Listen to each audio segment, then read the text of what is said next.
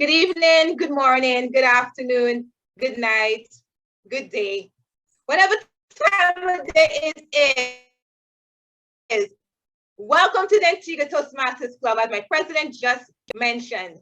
And it is our finals, and I would like to introduce to you our special guest. Our special guest has traveled all the way from South Africa. Before I introduce my guest, I would like to note the following.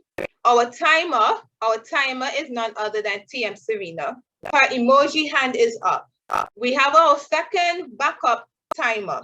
So just in case that our main timer, TM Serena, goes offline due to the internet connectivity, we have our second timer who will show the display that they are the second backup timer. All right? Okay, I will now introduce to you our guest. I am really delighted to actually have DTM Andrew in our presence. I'm not certain if this is the first time he's at the Antigua Toastmasters Club or the first time in the Caribbean, but you know what? Whether it's the first time, second time, or whatever time,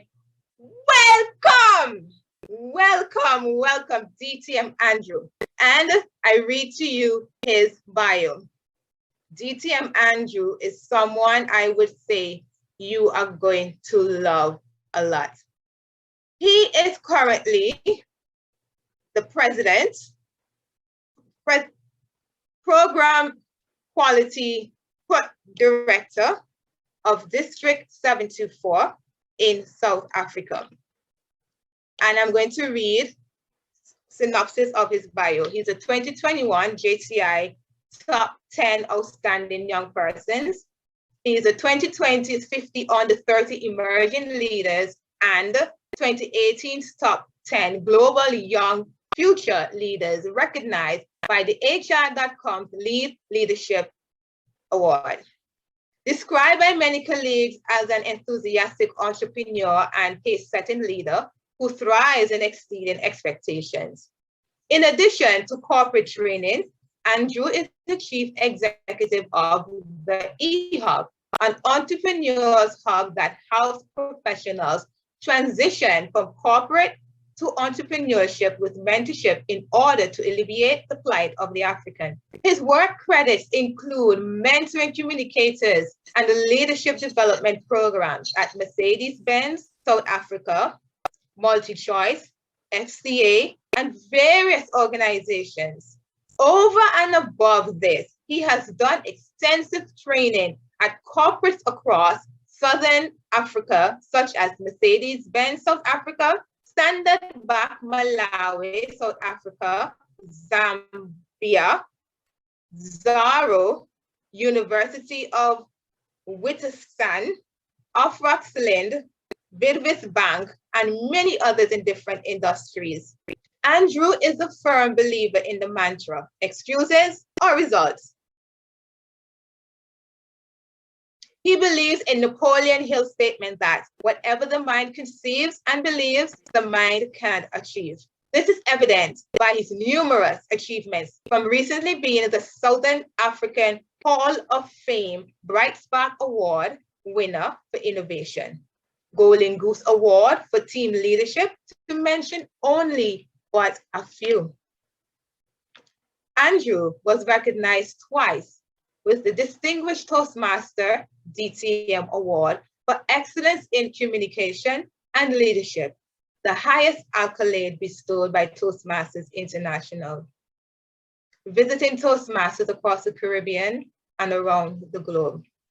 Ladies and gentlemen, leaders and communicators, even though you might not be a Toastmaster, but you are a leader and communicator, help me welcome DTM Andrew Tsuro. The virtual lectern is yours.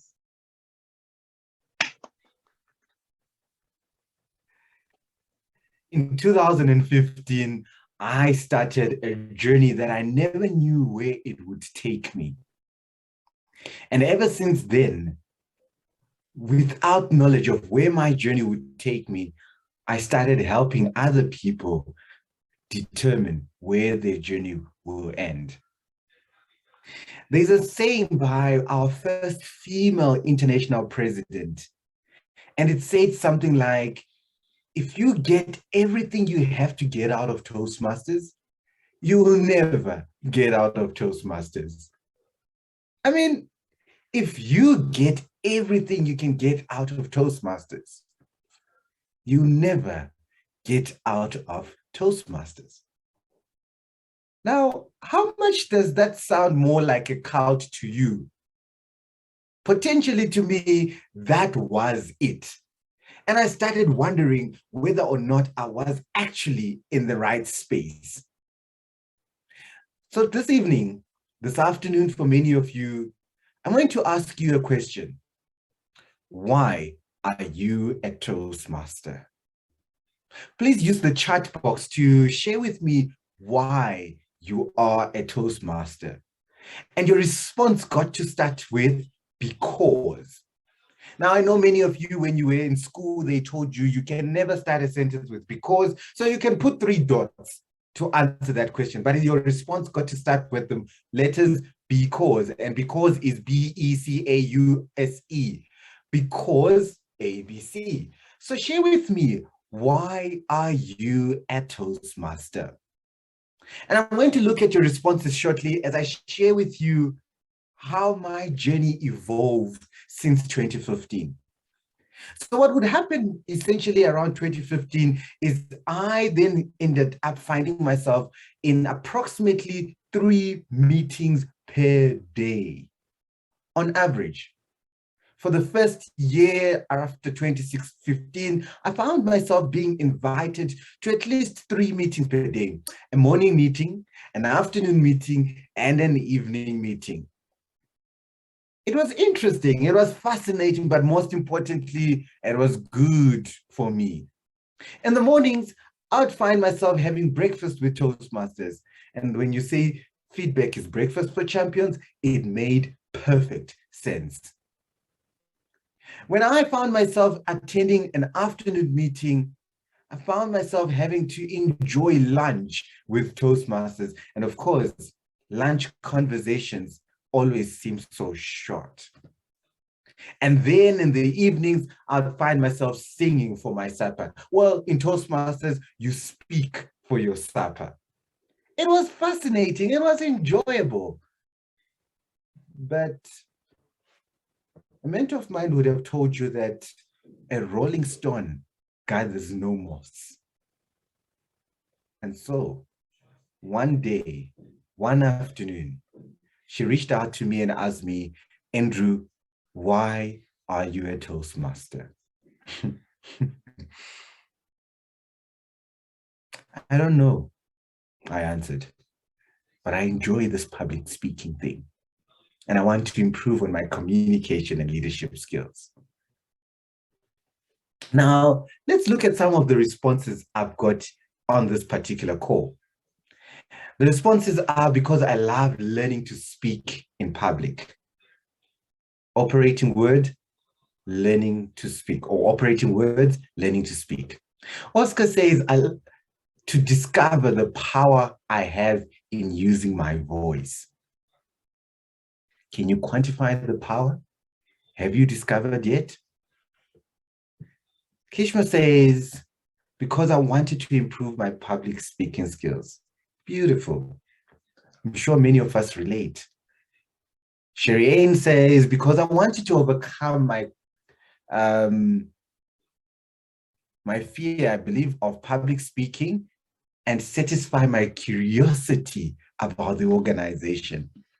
I'm not sure how long you've been a Toastmaster, Sherry Ann, but I'm sure it's taking a long time for you to satisfy your curiosity. Serena says, because I am nervous when speaking in public. Surely, I can assure you, majority of us are still nervous. So was I, as I led up to this point. Ellen says, because I wanted to improve my confidence. Fabiola says, because I discovered I have room for improvement, and so do we. Joyce says, because I would like to build my personal development and meet like-minded people. Because I don't like talking in front of people, and I want to overcome it. Because I want to become a better leader. Because I desire to be a healthier, firm leader, author, and motivational speaker. And Toastmasters will help me polish myself as an entrepreneur and a humanitarian speaker and leader in the space, because I had dreams of becoming a better leader. I'm sure most of us relate to many, if not all, of these responses. So, where is the power of the army if we can all relate? If we are family, how are we showcasing the power of our family when showing up in spaces that matter? After that particular experience of visiting clubs at least 3 times a day, I say to my mentor, I came to Toastmasters to polish my public speaking and to become a better leader, a competent leader, did I say. They say to me, Andrew, that's great, but why? Yes, that's great, but why? It didn't make sense why she was asking me, but why? I had just told you my why. Didn't I just tell you my why? Didn't you just tell me your why?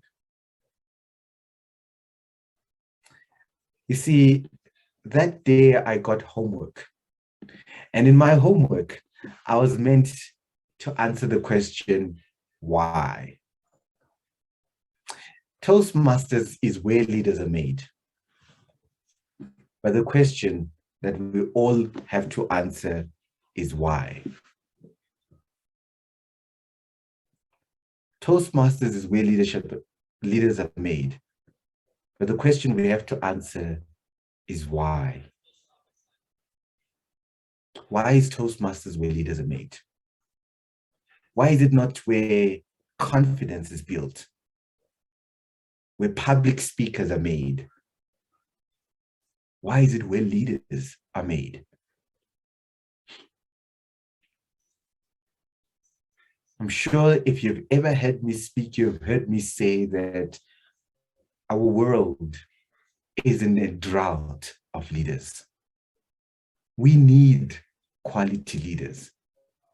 Leaders in our communities, leaders in our religious environments, leaders in our corporate spaces, leaders in our political settings, leaders everywhere. And when we've got leaders, we have a better world. Maybe not for you, but for those that are coming after you. But that still had not answered my mentor why. So after getting that homework, she made me watch a video by Simon Sinek, and I'm sure you know that TED Talk that talks about leaders starting with why, leaders inspiring actions through the questions why.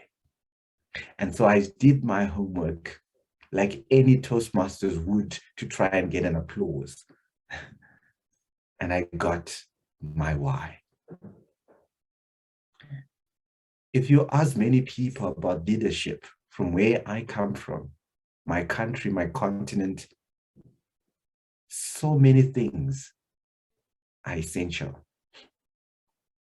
Part of my studies recently showed me that at least 87% of people, when they hear leadership, particularly relating to Africa, they think of people who are corrupt.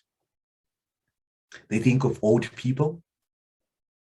They think of people who are self-centered and careless. What kind of a leader are you? Why? You may have joined Toastmasters to become a better public speaker. Why? You may have joined Toastmasters to improve your confidence. Why? You may have joined Toastmasters to be a better leader. Why? It's all good and well to say that you're here to improve your public speaking. But the deeper question is, why are you improving your public speaking? Oh, because it's important in my career. Why is it important in your career? Until we answer the pivotal question of why, I think we will start getting to understand how Toastmasters can ultimately be the means to the destination you want to get to.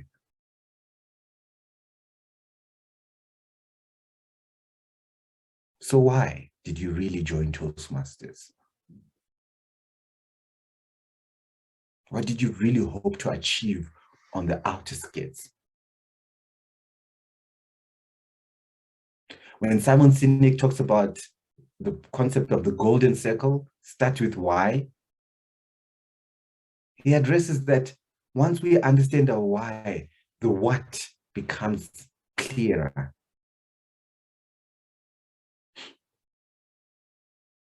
Are you clear of what you want to become at the end of the day?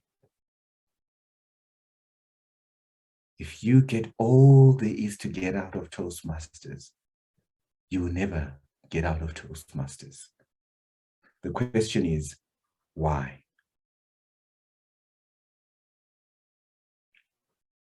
So after I did my homework, I went back to her and I shared with her that then I want to be a phenomenal MC, masterclass of an MC. I want to be a spectacular speaker. And I remember the very same words: a masterpiece of an MC, a spectacular leader, and an illustrious leader. Masterclass MC or masterpiece of an MC, spectacular speaker, and an illustrious leader. And she still asked me, why? You see, as Toastmasters, we're very good at words. And those that we did the legacy program, you'd remember that project that was called CC4, how to say it. And they taught you about alliterations, metaphors, and synonyms, and all sorts of those beautiful, beautiful language. So we've also learned how to say it, but how to act it out, maybe we still need to work towards that. But she let me off the hook, luckily, at that point in time and said, hey, in time, you'll figure it out. But here's what I want you to do. The next time you go or you commit to going to your club event, because you want to be a masterpiece of an MC, raise your hand to be the Toastmaster of the day. And think of it as your next engagement as a masterpiece of an MC. How much do you want to get paid as a professional MC? Assume how you're going to dress, how you're going to show up, and how you're going to present yourself as a masterpiece of an MC.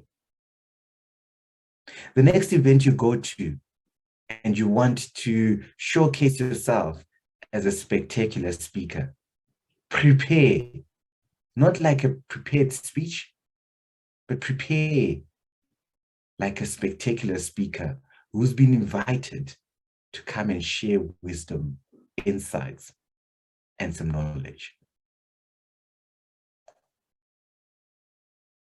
If you then want to achieve your leadership goals of becoming an illustrious leader, lead like what an illustrious leader ought to be like. So I'm going to ask you, particularly majority of you who said something like, when you are in Toastmasters, why you became a Toastmaster, I'm going to ask you a question.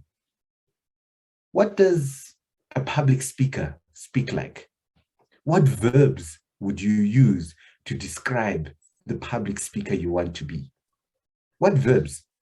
So for example, I would say a public speaker that I want to be will speak with no crutch words. So they'll speak fluently. That's the verb. What verbs would you use to describe the public speaker you want to be? For those that wanted to develop their leadership, what kind of leadership do you want to see in yourself? What is leadership? Is it listening? Is it support? What verbs would you use to describe the leader that you want to be? And for those that are somewhat getting familiar with the English language, verbs are doing words. So think of words like with an ending like ing. Most of the verbs have got an ending like ing. So describe the speaking style that you have. Describe the leadership that you have. What verbs would you use to describe that which you call the public speaker I want to be? What would you be doing? If you're like me and you came to Toastmasters for something relating to leadership, describe what kind of leader you'd like to be. What would you be doing? And again, let's use the chat to re-engage on that platform. I understood the concept of why, but I never got to understand is how do I get there? I never got to understand how I could get to where I wanted to. So again, if you were to describe yourself as a public speaker, what kind? It's a speaker who speaks like this.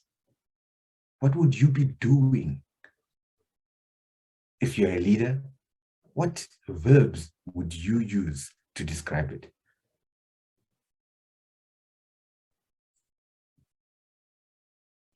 As that conversation unfolded, which obviously took months, today we don't have months, but I'm certain you can take that time to think about it. I got to learn that I'm not, and I share the same words to you. You are not in Toastmasters to become an expert Toastmaster. I repeat, you are not in Toastmasters to become an expert Toastmaster. You are in Toastmasters to become an expert in the field you chose to be in.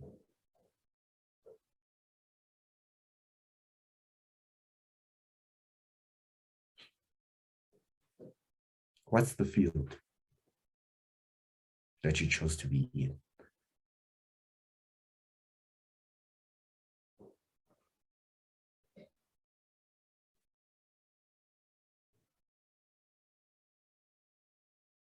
When you go to your next meeting and you find yourself and your name on the program under prepared speakers, do you know why you are speaking? I'm speaking to become a better speaker so that as a better speaker, I could potentially find myself a speaking gig that will potentially allow me to influence people to a direction that I want them to take. For example, to improve the quality of leadership in my continent. That's why I want to be a better public speaker, to influence people. Influence being the verb.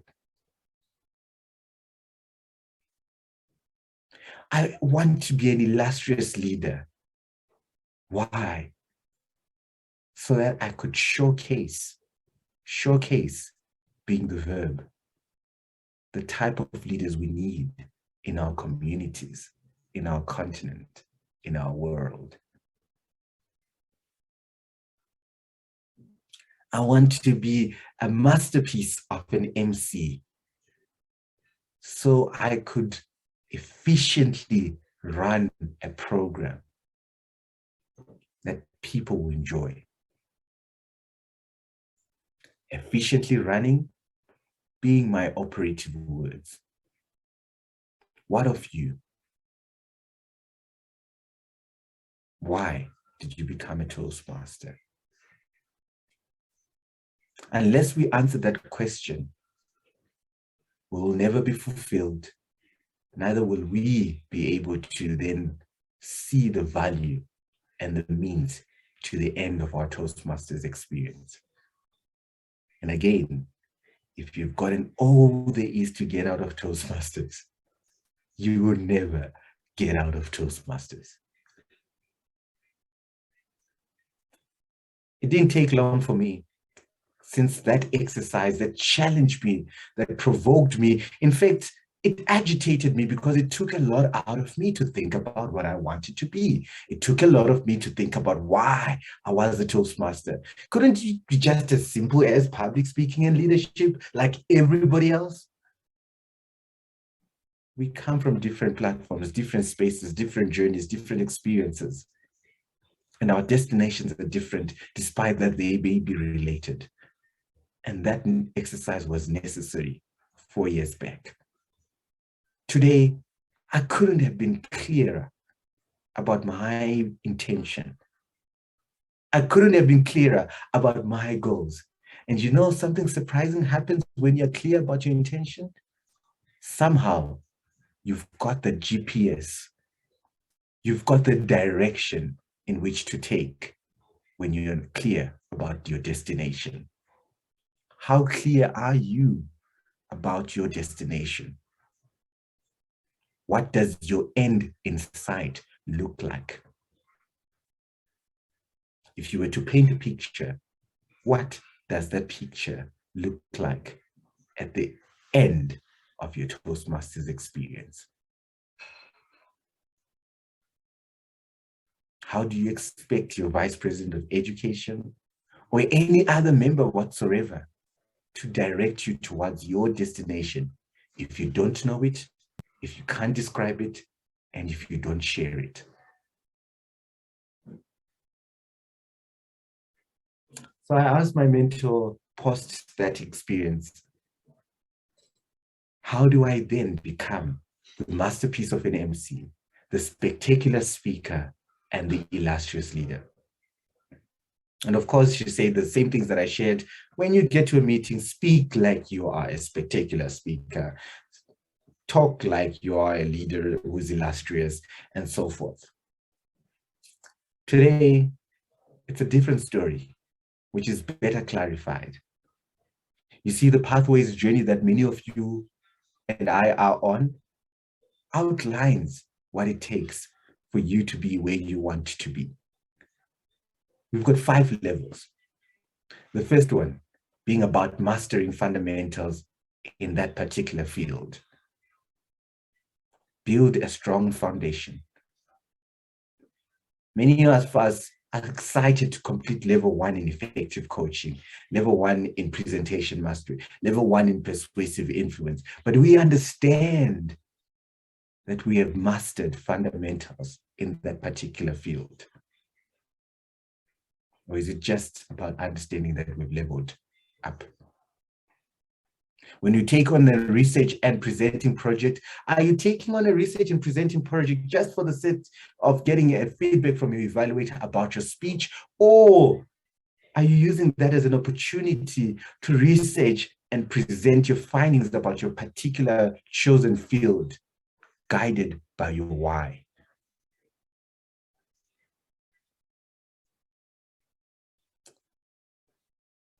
Until we get to that level of depth and understanding of what we are doing and why we're doing it, our end will never be in sight. Once you've understood the level 1, which is about mastering fundamentals, you want to then learn your style. There are many different styles of speaking. Some soft, mellow, and comfortable. Others humorous, animated, and engaging. Others very assertive, provoking, and questionable. What's your style? Did you take time to learn it, understand it, and connect with it? Or have you always been like a person who wants to speak like Francois, like Kashula, like Julie? Or I'll be flattered if you say like Andrew. Take your time to learn your style of effective coaching, presentation mastery, or perhaps persuasive influence, because you're walking your journey and setting the pace and liberating others in the same pathway they might be following on. You've not completed level 2. You've learned your style. But of course, you have not learned your style if you don't know how to use your style. In this ever-changing world of all that there is the aspect of increasing your knowledge. You and I cannot afford to be ignorant about what's happening around us. We cannot afford to be unconsciously incompetent or even consciously incompetent about the things that we can learn and apply within the chosen field.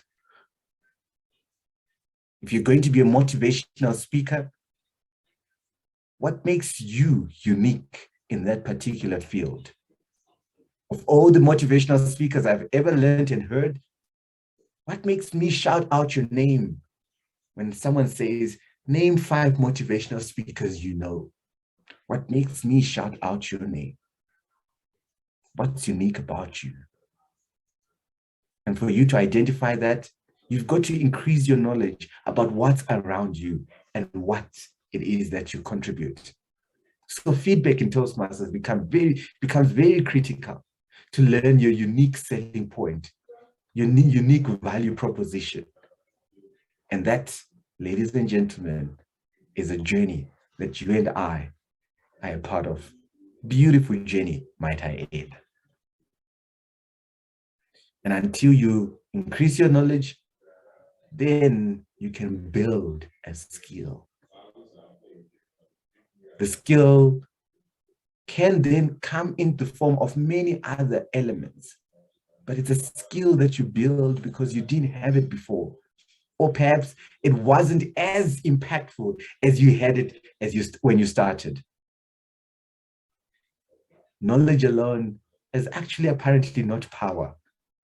It's the applied knowledge.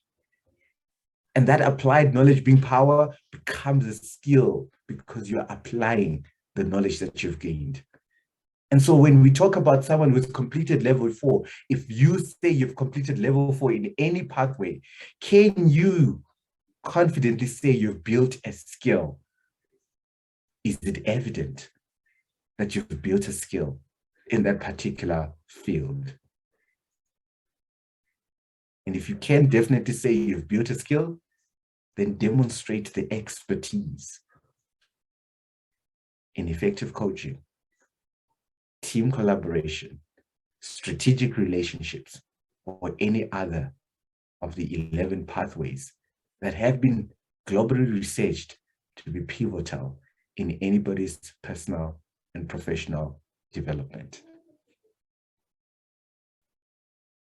When you join Toastmasters, Toastmasters made a promise to you that we will prepare you for any personal and professional assignment. The question is, are you prepared for your next personal and professional assignment? If you get all there is to get out of Toastmasters, you will never get out of Toastmasters. So what's my recommendation for you this evening, this afternoon, this morning? Number 1, as I said, know your why. When you know your why, you'll be able to understand and get to better know how you get there.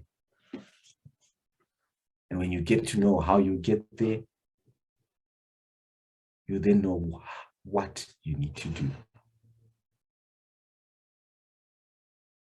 What's your meaning to your success? If you start with what you need to do, you might end up anywhere. If you start asking yourself, how do I get there? You might be stuck, because where is where? Where is there? Where are you now?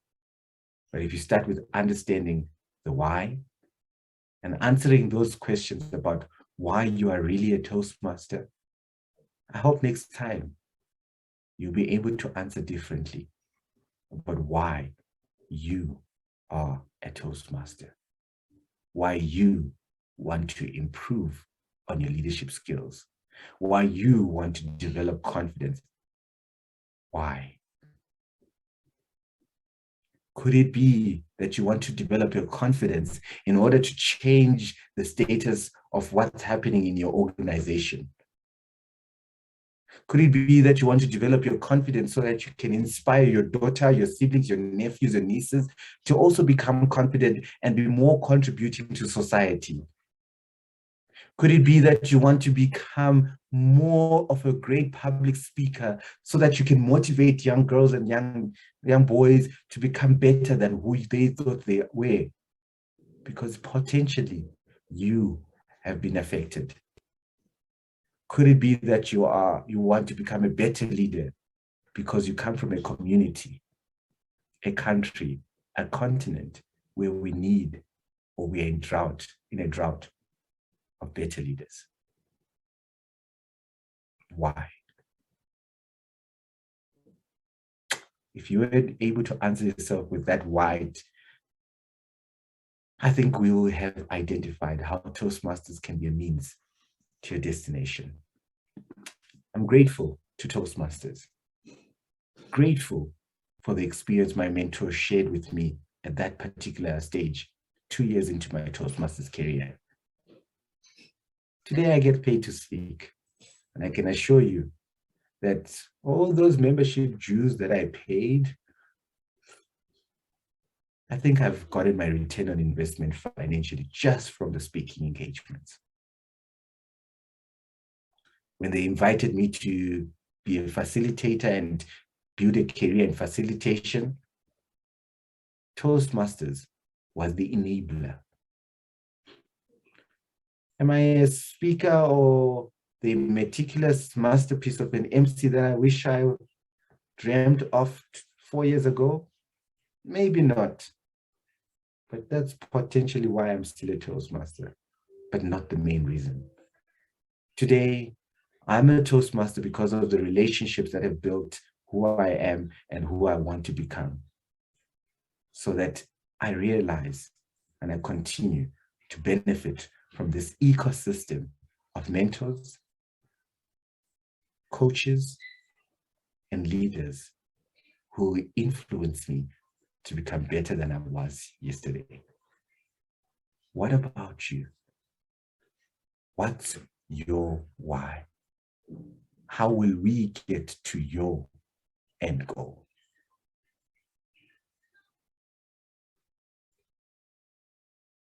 Madam MC.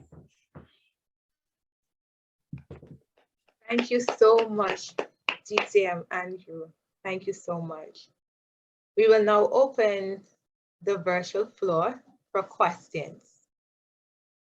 And don't rush. Okay. First question. Let's see, we have our raise of hand. Raise of hand, or you can also type your question in the chat. I am blown. In the meantime, while you're typing your question or raising your hand, I don't see any hands up as yet. DTM Andrew, you wowed me. And I know you did the same to everyone. That quote, I don't master being a Toastmaster. And I'm sticking to that first part of this. I'm sticking to that first part for a moment. I've heard persons that are Toastmasters for many years, many years. And I thought, why? Why? Then there are those that focus on, I really want to develop the incoming leaders and communicators. So you see their why, and you can understand. And then others like, why? You definitely showed us you have to have your why, else you'll see the end of your tunnel. You're not going to see the end. And the scripture says like a double-minded man is unstable in all his ways, and you can be unstable. Why do I? And I'm going to speak from experience that I had I was a former Toastmaster, and we had a one-on-one. My question was, why did you join Toastmasters? And I took it from there.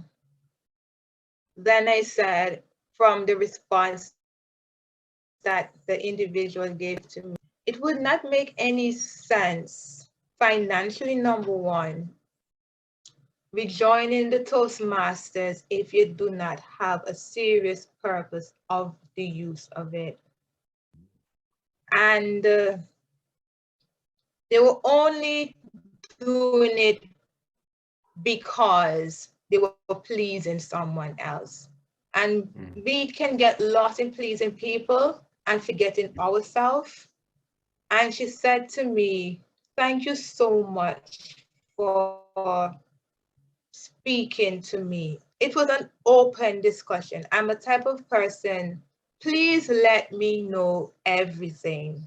Be open with me. Why? Toastmaster. And her desire is to be a speaker herself. She wanted to do her presentation as an event. And I said to her,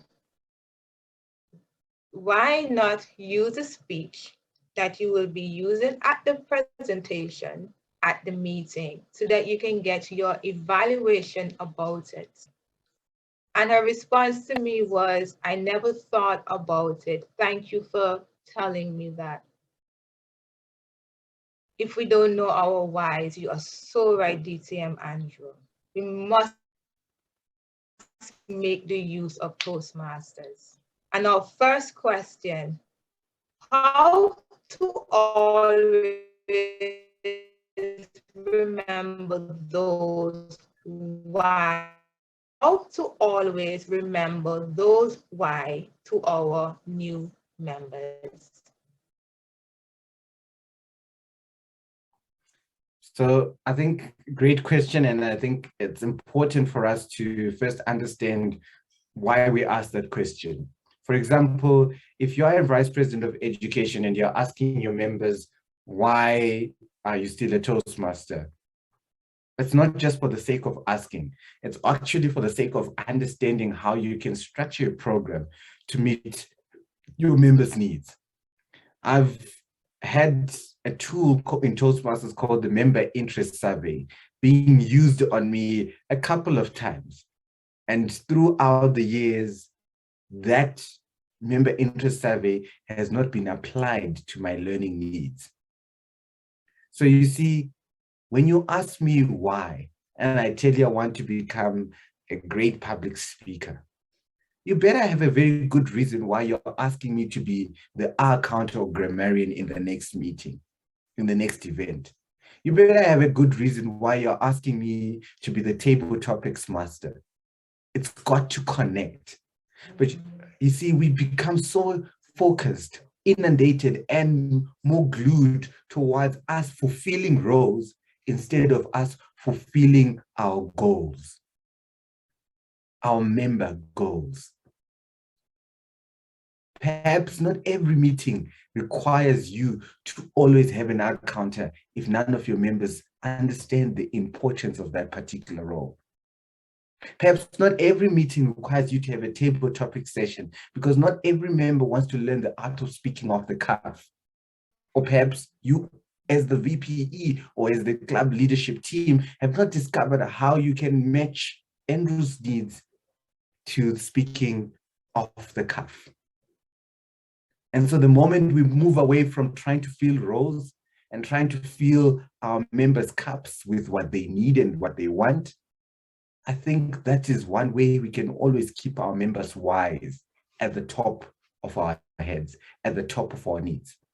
And what value does that have for you, who's the club leader in that particular space?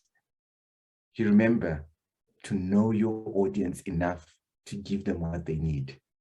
And this goes back to your family, as charity begins at home. When your child wants sweets, he wants sweets. And if you are going to give him fruit, you will be able to explain why fruit is better than sweets and convince him in that particular reason. But it starts with you knowing why they need those sweets. I hope that answers the question particularly.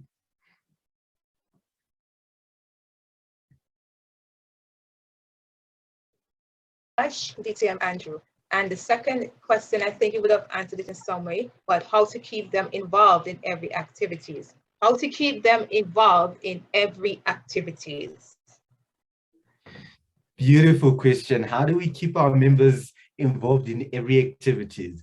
I'm going to use a synopsis of one of the clubs that I started, and I see our vice president of education of that particular club is in the room, Oscar Maisiri. Oscar, if you ask the founding members of Centurion Breakfast Toastmasters Club, you would have learned that as you joined the Centurion Breakfast Toastmasters Club, they used to ask you a particular question. Well, two questions. Number one, what did you love about the club? The second question, what do you wish to see happening differently in the club? Based on those two answers, the person who is helping you start your journey in Toastmasters at that particular point would have said, do you want to help us build on what you want to see happening differently, or do you want to strengthen what is going well? And that meant that member had to choose. So let's assume they said they loved how the program flowed, and they wished that the event would have been decorated. If they loved how the program flowed and they want to contribute to making sure that every time the program flows, they joined what we called the Vice President of Education subcommittee. If they felt like, I still feel we could have decorated that room a little better, and I want to work on that and show you what I mean, they would join the Sergeant at Arms committee.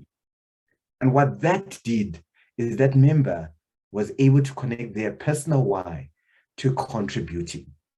You see, a lot of times as club officers, we think we own the club, we run the club, we do what the club needs us to do. But the club is actually run by the members. We as club officers serve at the pleasure of our members. And if we start looking at our members as shareholders, I think we will start making sure that every decision that happens within the club, the shareholders contribute. You, as Vice President of Education, do not have to be doing the program every week. Members feel the program every week. You, as Sergeant at Arms or as Zoom Master, do not have to ensure that the Zoom room is ready every time. The members do that. And I think that way you keep your members engaged because they've got a responsibility as shareholders of a club and not just as members. It starts with them buying into the ownership of identifying what they're doing well in the club and what they could do differently. In Toastmasters, We've got an official tool called the Moments of Truth that allows them to do this.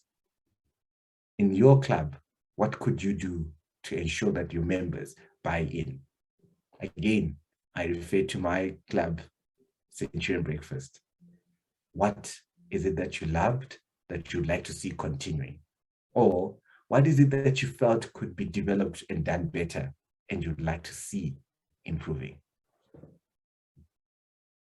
I hope that answers the question, Francois. Thank you for that. Thank you for answering that question. Okay, very inspiring and informative. Thank you, Karen Warner. Thank you. And we have, oh, I like that. Serve at the pleasure of our members. Responsibility and inclusivity is so important. Thank you, DTM Carol Riley. I'm familiar with that name, DTM Carol Riley. Thank you for that.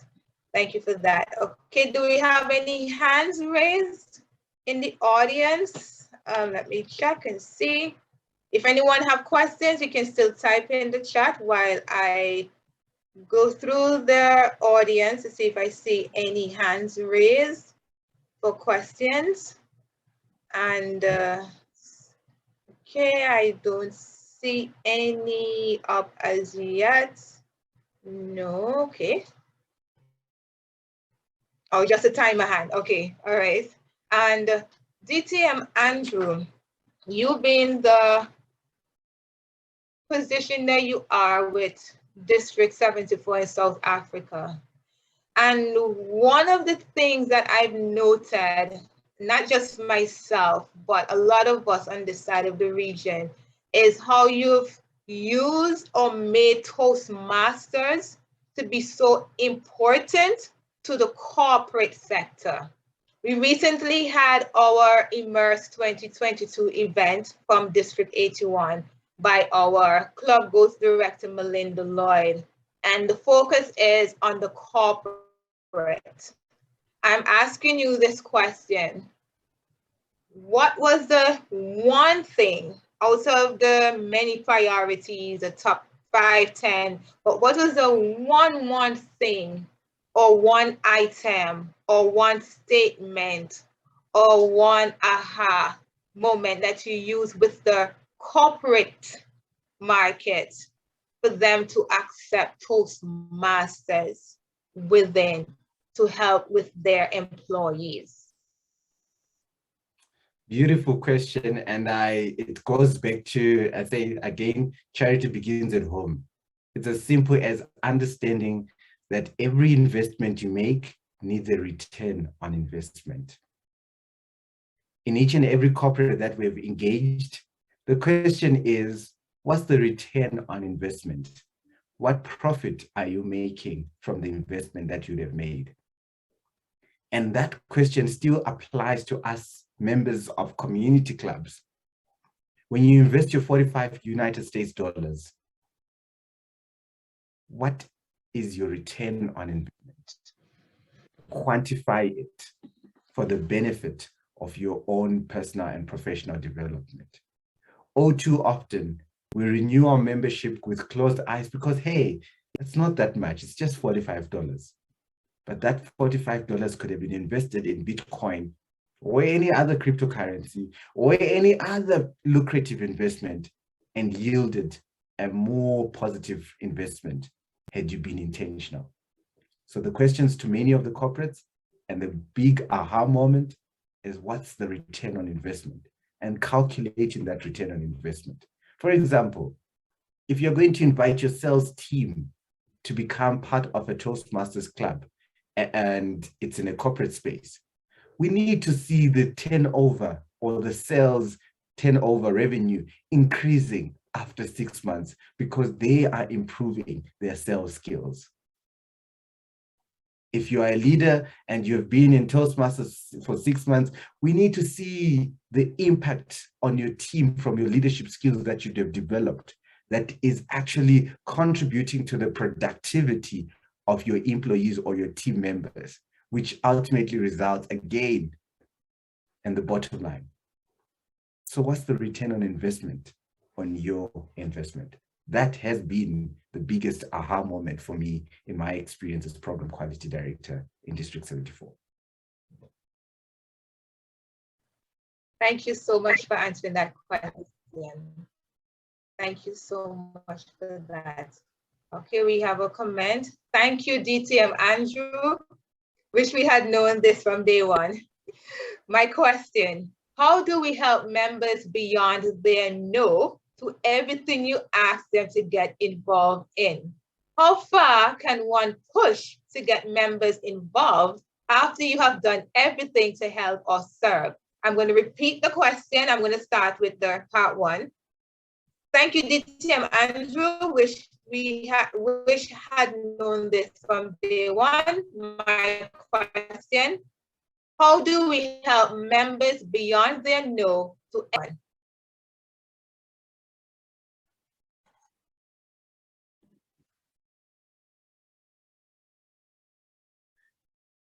All right, I think I got the question. I think the network is breaking. I'm not sure if it's from my side.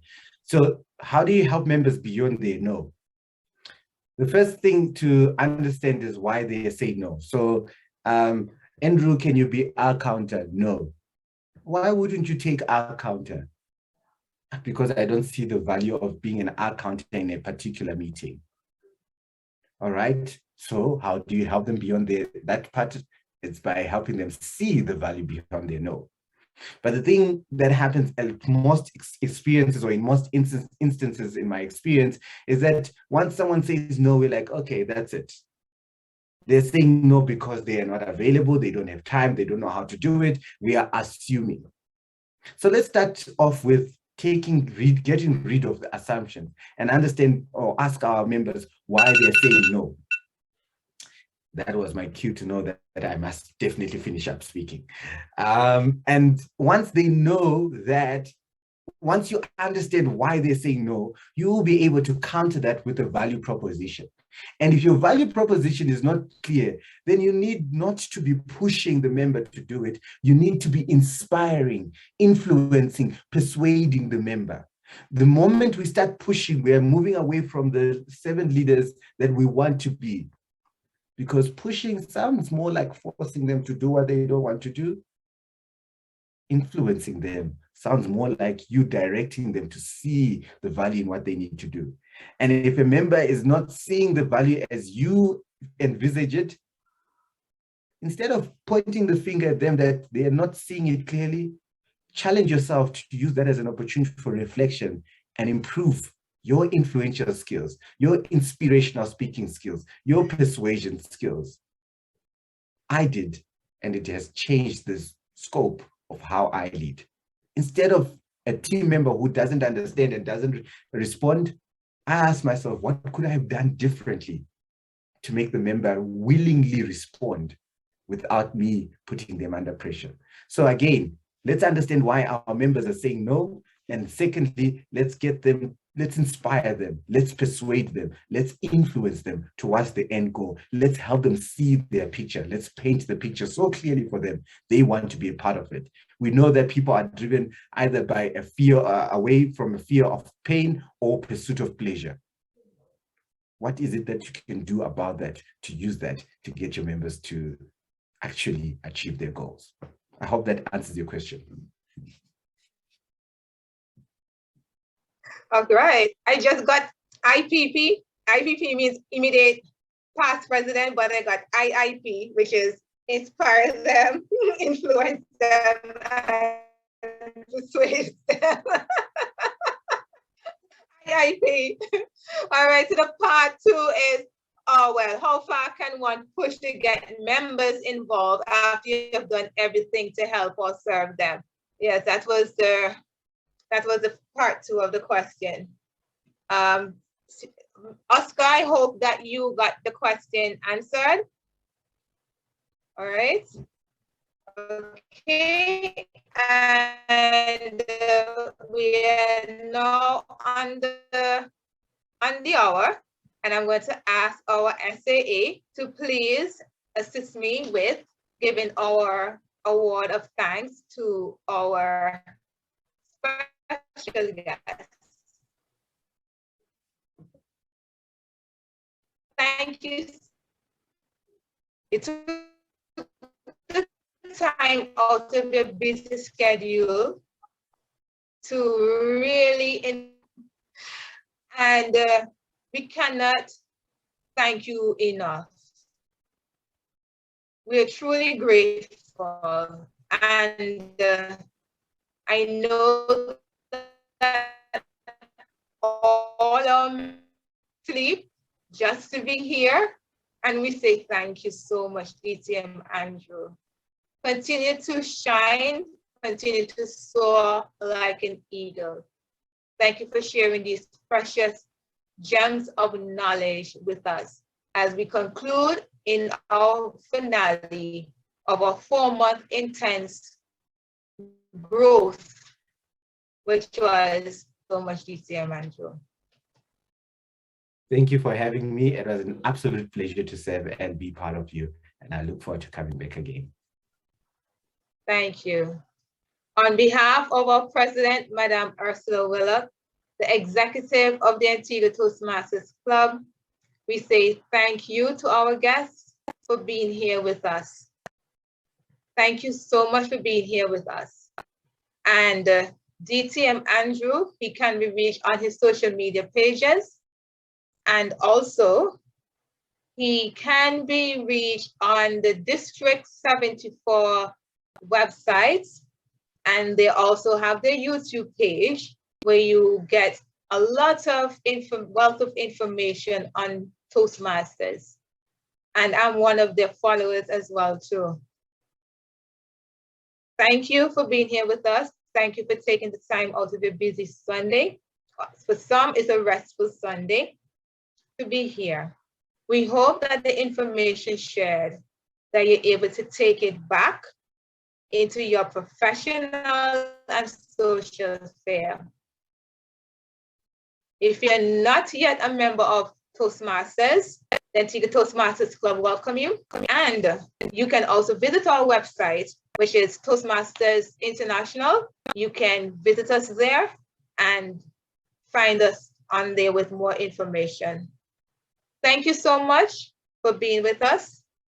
This meeting has come to an end. The virtual lectern is now closed.